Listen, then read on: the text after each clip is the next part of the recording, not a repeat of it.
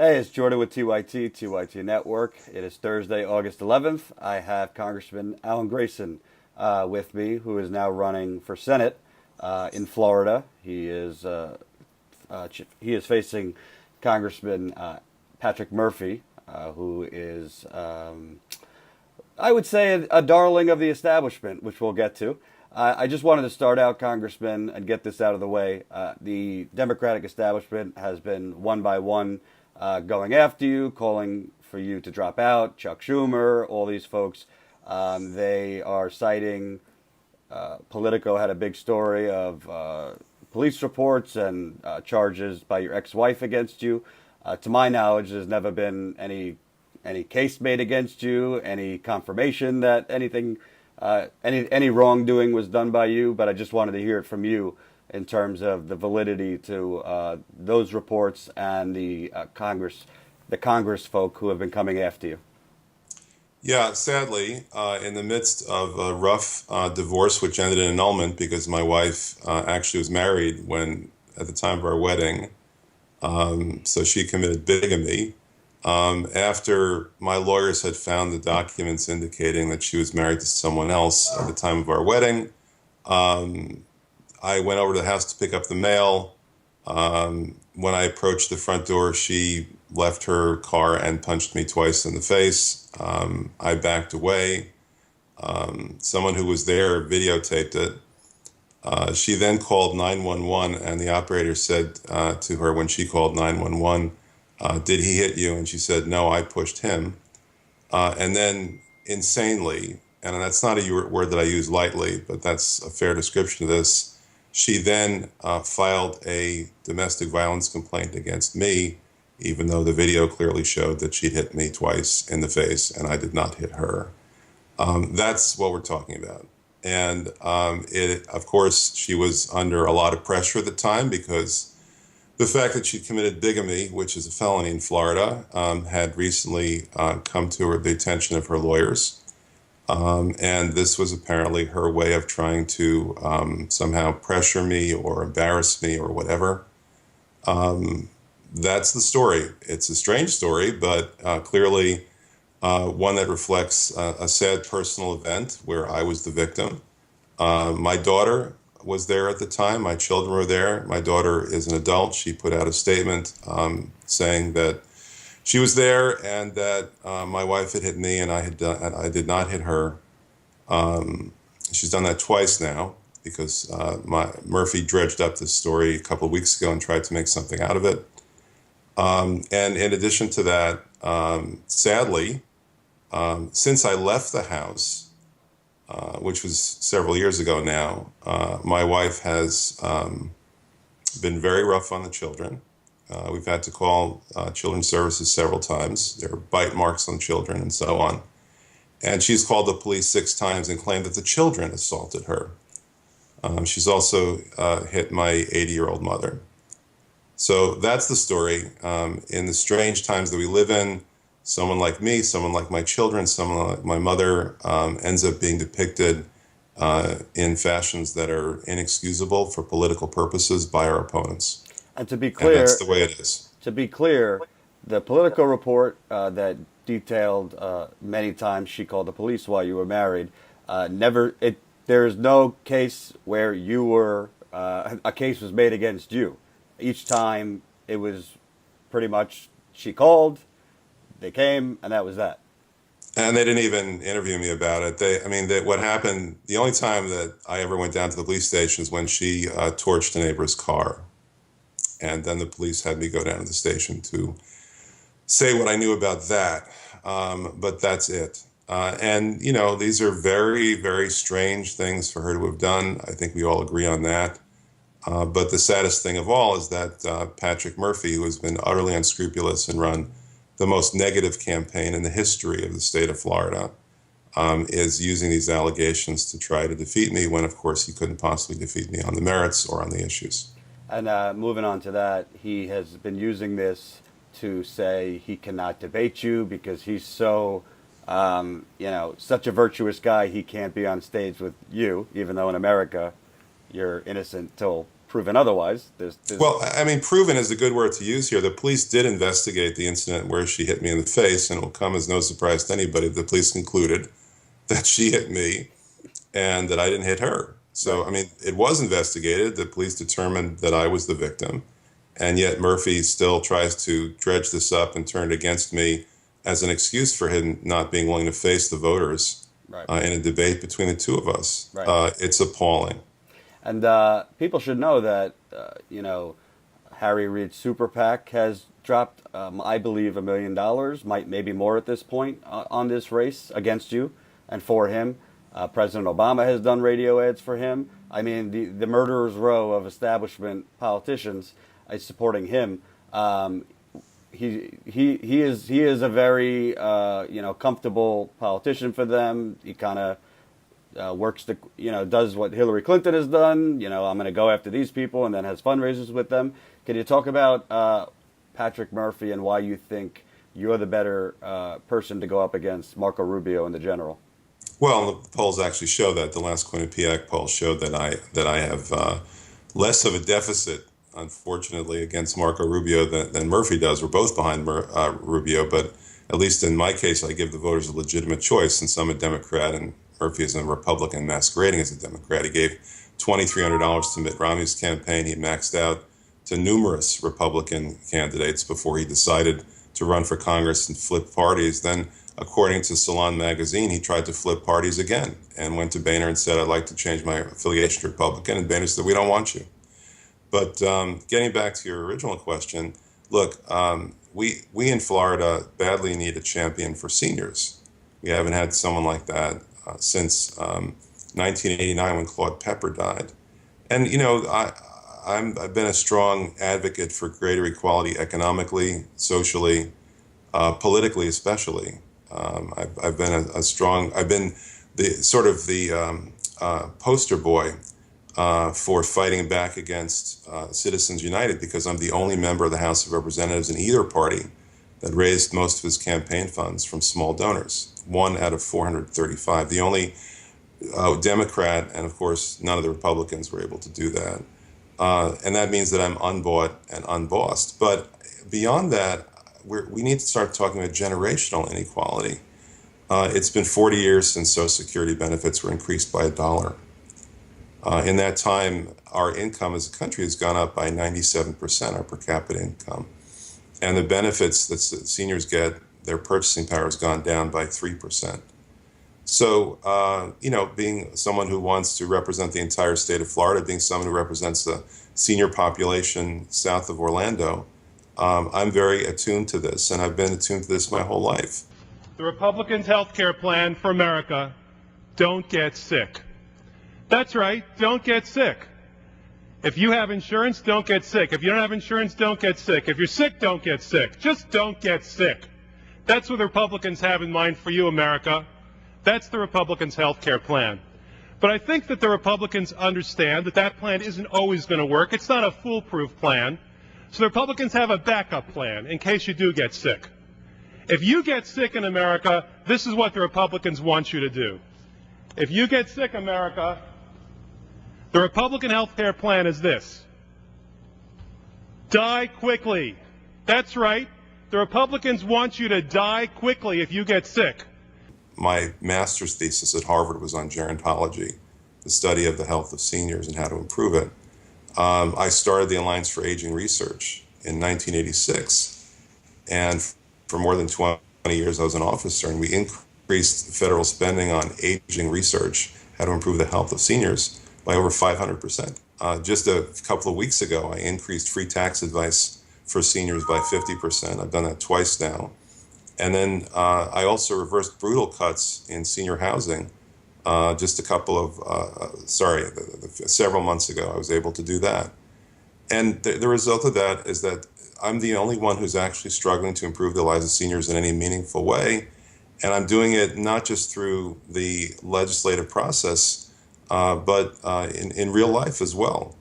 Seniors in Central Florida were facing huge numbers of foreclosures. I cut the number of foreclosures in half through the Grayson mandatory mediation program. And now my initiative to extend Medicare to cover eyes, ears, and teeth has 177 co-sponsors. If we reach 218, which is within reach now, we'll have a majority of the House of Representatives behind the second biggest expansion in the Medicare program in the past 51 years. That's a major accomplishment. Many people don't even realize that Medicare doesn't cover eyes, ears, and teeth. They do, though, when they hit 65, and very soon recognize the human tragedy associated with that. There are 2.7 million blind seniors in America.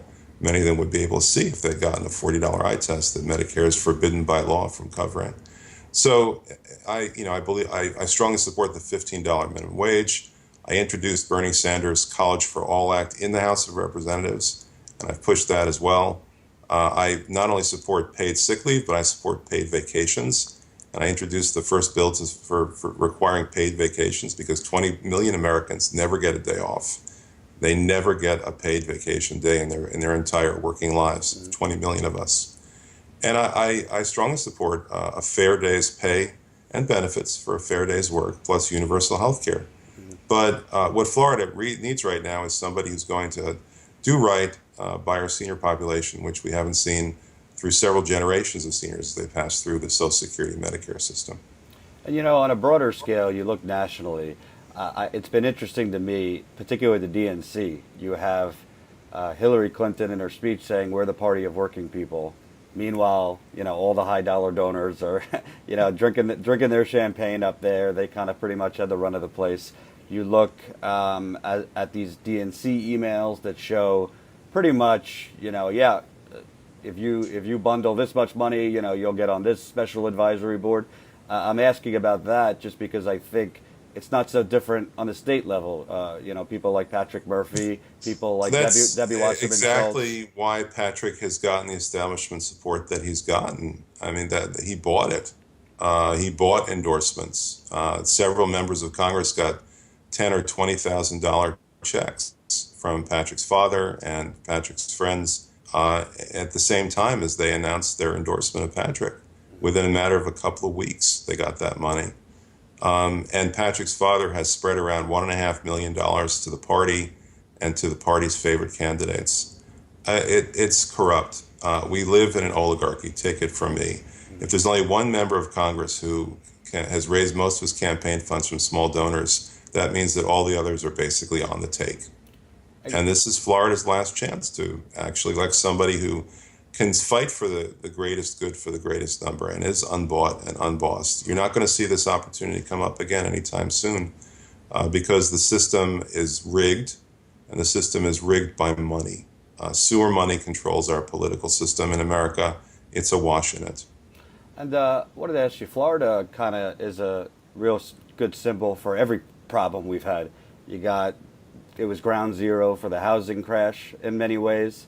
Climate change is obviously a threat to Florida, being how close it is to sea levels. Healthcare, you have a lot of seniors, so you would think a senator would have to tackle many different things. Marco Rubio, when he was running for president, never voted. He never showed up to the Senate, and even when he was in the Senate, he barely had a voting record. And when he did, he was voting for things, voting against the Violence Against Women Act. He's very extreme in abortion. Florida is known as a swing state, but beyond Murphy, it seems like you're being very specific in what you'll do for Florida. I don't know what he's done for Florida. Well, he's the only Democrat in the history of Florida, as far as we can tell, in the House of Representatives who have ever voted in favor of offshore drilling. He's done that. He literally is the only Democrat in the House of Representatives. Excuse me? You're talking about Murphy or Rubio? I'm talking about Murphy. Okay. The so-called Democrat, the Republican masquerading as Democrat. He is the only Democrat in the House of Representatives among 188 of us to vote to kill high-speed rail in Florida, even though the system runs right through his district. His father had tried to bid on constructing. His father owns a construction company. His father had tried to bid on constructing the system. Murphy originally was in favor of it. After his father walked away from the bid, Murphy suddenly turned against the project. This doesn't necessarily affect Florida exclusively, but just so you know, He's one of only 4 Democrats in the House of Representatives today who voted in favor of the Benghazi committee witch hunt. Progressive Punch rated him as the 4th worst Democrat in the House out of 188 of us. National Journal rated him the 5th worst Democrat. But it goes beyond the fact that he basically is a Republican masquerading as a Democrat. He's a do-nothing. And so is Rubio. Let me get into some interesting points regarding that. I've introduced more legislation than any other member of Congress. You can look it up. I've passed more amendments than any other member of Congress. It used to be, by the way, that Bernie Sanders was known as the Amendment King. And now I'm known that way because I passed more than 70 amendments just in the past 3 years alone. And these are good, solid, progressive amendments where I find enough Republican support to be able to get them across the finish line. Murphy has passed 7 amendments. I've passed more than 70. Murphy has not, as far as I can tell, written a single bill that has passed even the House of Representatives in the last 3 years when we've been in Congress together. I've passed 26 bills through the House, through the Senate, and signed into law by the President. That's more than anybody else. Slate Magazine said I'm the most effective member of Congress. Some other journal said he was the least effective member of Congress.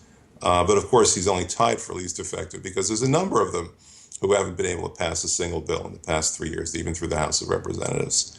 And I've done that over and over and over again. Literally close to 100 bills and amendments passed in the last 3 years alone, more than anybody else. Marco Rubio would also, I think, be called the least effective member of the Senate, not only because he's got the worst attendance record.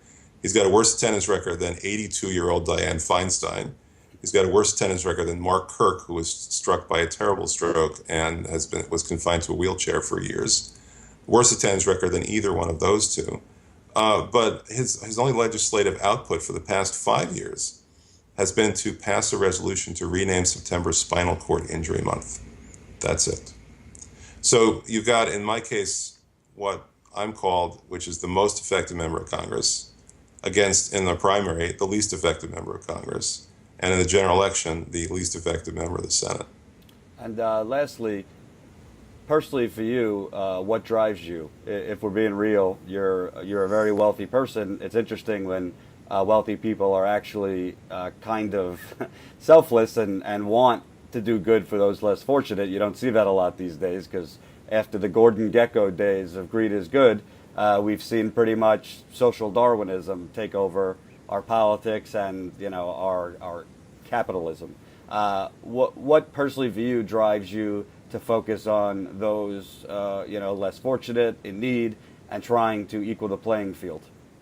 Well, originally, my opposition to the war in Iraq, what I did was I sued and won against war profiteers in Iraq. The Wall Street Journal said I was conducting a one-man war against contractor fraud in Iraq, which was correct. I testified before Congress about that 4 times before I was ever elected to Congress. And I was on CNN, and New York Times quoted me 5 times, and Washington Post quoted me 4 times, so on. And I ran as an avowedly anti-war candidate in both 2006 when I lost and 2008 when I won. And to this day, I'm the only Democrat to represent downtown Orlando for the past 42 years because the voters wanted somebody who was direct and honest and said it like it is and was saying the things that they were thinking, but nobody else was saying in public life. That was my original motivation. I wasn't elected to anything in the first half century of my life, but seeing what I saw when I was attacking and winning against war profiteers in Iraq opened my eyes. And I realized that if I was on the school board, there was nothing I could do about the war in Iraq, but if I was in Congress, there was something I could do.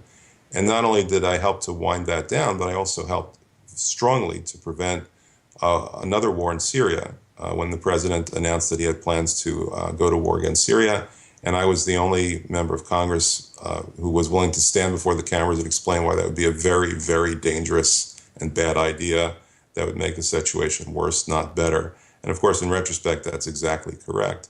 If I had not spoken up and the president had gone ahead with his plans, we wouldn't have actually destroyed the gas in Syria. We would have destroyed the people controlling the gas in Syria, and it would have fallen into the hands of ISIS. And if ISIS had the gas, we wouldn't just be seeing beheadings and people being thrown off of tall buildings. We'd see mass gas attacks all through Iraq and through Syria, and even greater tragedies than we already see. So I was originally an anti-war candidate. I'm still, I think, a champion of peace. I think it's fair to say that, as well as a champion of justice and equality. But what's gotten me excited since I got the job was all the good that you can do for people. I've moved $71 million through amendments from the military budget to the health research budget.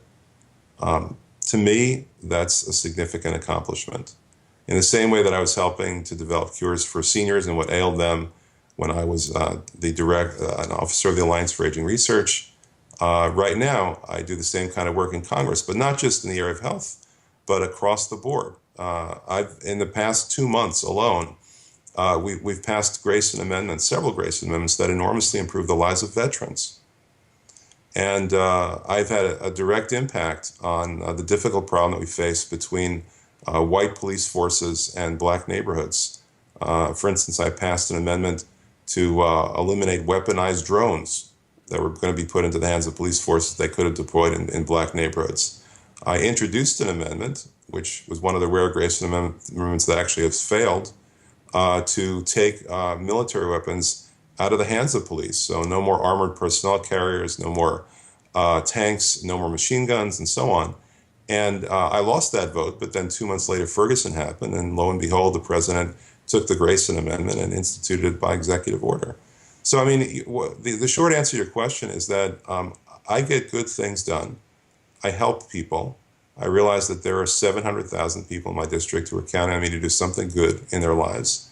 And it excites me that time and time and time again, I can deliver on that promise. It excites me, the fact that I could cut foreclosures in my district and then later around the state in half through the Grayson Mandatory Mediation Program.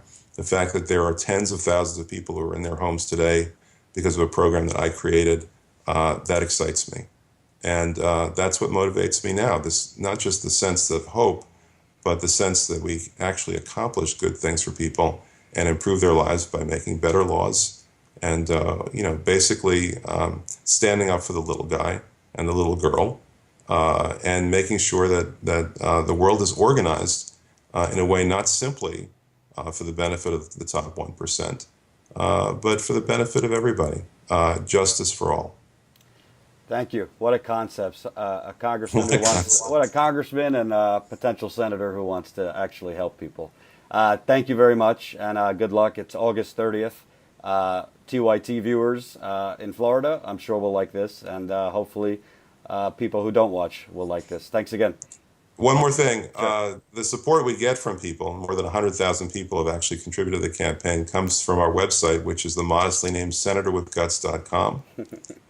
Just yesterday, as we're recording this, almost 1,000 people came to our website and contributed. That's what keeps all this going. This is the straw that stirs the drink.